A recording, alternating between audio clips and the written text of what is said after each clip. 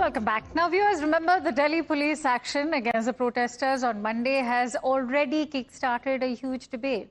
The main or moot question being, did the police and the RAF use more force than what was needed to stop these protesters? Many videos have surfaced which are showing on social media. In fact, Times Now cannot independently verify these videos, but some of them appear to show security personnel using what look like pellet guns. Protesters and several opposition parties have claimed that these pellet guns were used during the crackdown. These claims are serious because, remember, pellet guns can cause severe injuries, and they already have, as we also at Times Now reached out to some who have been injured by these pellet guns. And what we've discovered that in some cases, even permanent loss of eyesight has been reported. The Delhi police, however, has denied using these pellet guns. So what really happened? First of all, let's also listen in to what the Congress party has to say. But on that note, let's take you through how the Grand Old Party is reacting to this police brutality. They've already slammed the police action that's taking place. If I were to take you through what Manish Tiwari, the Congress MP, has had to say, he's gone on to say that the use of pellet guns is the height of brutality. Because remember, this is exactly what the Congress has been saying, that these are innocent, unarmed students. Why do you have to attack them? Fix political and administrative accountability. This is what Manish Tiwari has had to say. He's also, in fact, the Uttar Pradesh Congress has taken to X, and they have gone on to share a message saying that security forces allegedly using pellet guns. Videos show use of pump action guns as well.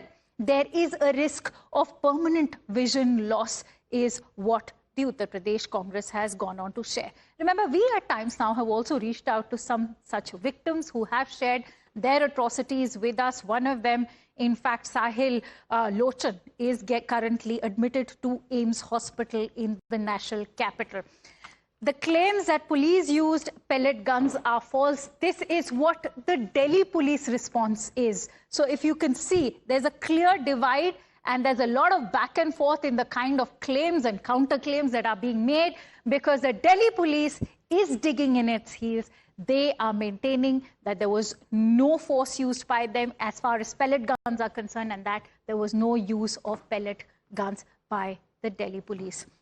What the truth is, what explains the injuries that these protesters have borne, nobody knows, because we here at Times Now did reach out to a victim and his family members and loved ones, and we were told that he did suffer an eye injury. In fact, one of them has already been operated. So that's the latest that we are bringing to you as far as police brutality is concerned. The Delhi police also saying that public is requested not to share misleading information. And that also is, by the way, a very crucial, important point. Why so? Because disinformation is also doing the rounds. On that note, Times Now also spoke to one such victim, someone who's currently hospitalized, and he maintains that the pellet guns were used on the protesters, and he himself has suffered multiple injuries. Listen in to this exclusive interaction. There have been a series of questions which have been raised that whether the pellet guns were used or not. I'm joined with one of the victims in this case. We are not going to show his face, obviously, because his privacy is very important. But let me show you the kind of injuries which has been there. These are the small wounds which has happened because of the pellets which have been used, and the kind of scary thing which has been there is very alarming. Times Now is the only channel which has managed to, but we are certainly respecting the privacy of the victim in this case. He's a professional, he's a young professional who had gone there to be in support of the student. Let me once again show you. There have been hand injuries also. And, no, there's no hand injury. But the kind of pellet wounds, if you allow me, have been there, is under question, where the authorities have been asking that is this a pellet gun or not. But when you reached here, I'm not going to show your face. When you reached, what was the kind of shape of... okay, fair enough. So 30, we are respecting his privacy, but on visual we have shown that what is the kind of injury which has been there. So at a time when young people across the globe are navigating a rapidly changing landscape of technology, identity and opportunity, what does it take to stay grounded and inspired? That's a big critical question doing the rounds now, especially for the youth in our country. In an exclusive conversation with Zaka Jacob, three-time Grammy Award-winning composer Ricky Kej opens up about the challenges facing today's youth and recalls a memorable interaction with Prime Minister Narendra Modi that left a lasting impression on Ricky Kej himself. Listen. Talked about this before as well, about how your journey as a musician evolved. And I think it was around 2013-14 where you made that switch from being, let's say, a commercial musician to talking about this intersection between environment, sustainability and using music as a vehicle for spreading awareness. Do you remember that moment when it was it like a light bulb moment for you? I mean, how did it? It happened actually over a period of time. It started off because I used to do a lot of commercials for television and radio, and that's how I used to make my income. And then it sort of like dawned on me that these big brands have understood the power of music to sell products because they're always trying to sell something. And there were so many things that I felt strongly about, about the environment, about sustainability, about climate change. And I decided that, I need to create more and more music on this, on topics that I feel strongly about, because music is such a beautiful language for communication.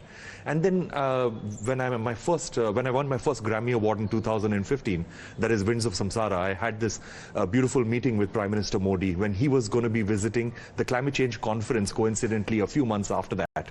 And that is when he had actually inspired me that you feel so strongly about these topics, why don't you stop all forms of music and just focus on this for the rest of your life? And so when the Prime Minister gives you career advice, you tend to take it a little seriously. So the fact that you've now become what I call an environmental musician is in part thanks to the advice that you got from the Prime Minister. Definitely. At least I got the courage to do it because of him. But tell me, Ricky, I mean, there obviously would have been commercial considerations, right? Because, I mean, you were making music because it was a livelihood, right? And then you made that switch. And weren't you worried, the money's going to dry up? I mean, how are you going to sustain a career out of this and so on? Or did that thought not cross at all? No, of course. That's the reason why I took so long to actually jump into that decision. But nevertheless, as I said, once the inspiration came from, from the Prime Minister, that's when I decided to just jump into the deep end of the swimming pool and see what happens. And surprisingly, my career thrived after that. And people loved the kind of music that I was making after that because it came from a position of honesty. And it was basically every single piece of music that I would make was a piece of me and a piece of my mind. And I'm so glad that that happened in 2015, because all the way from 2015 to now, you listen to any piece of music that I've made during this period, it'll be an accurate description of what kind of a person I was during that time. Because every piece of music is a part of me now. With that heartwarming conversation, that's all I have for you in the Morning News Hour. Thank you so much for watching. News and updates continue on the other side with Amit.